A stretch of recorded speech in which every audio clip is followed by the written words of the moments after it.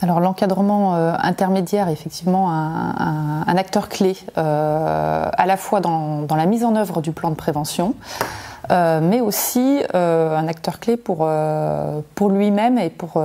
ses équipes. Et effectivement, les managers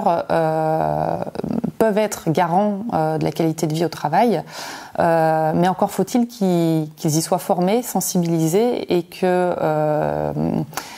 aient une culture du management aussi, ce qui parfois dans les métiers de la culture n'existe pas, puisque c'est surtout des scientifiques qui sont mis en position de management et pas forcément, ils sont pas forcément formés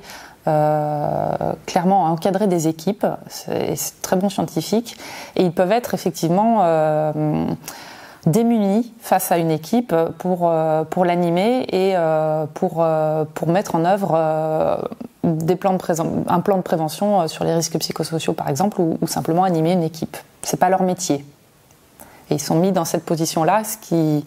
n'est pas très confortable toujours pour eux. Voilà. Dans le plan d'action, on a effectivement ciblé des actions spécifiques pour ces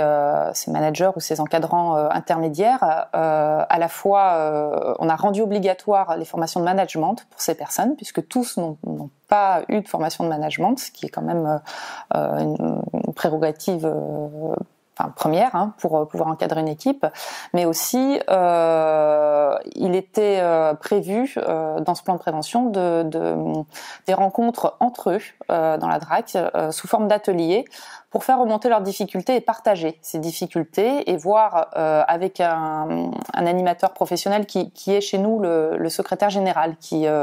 lui est très formé à ces questions de management, qui aurait animé ces ateliers et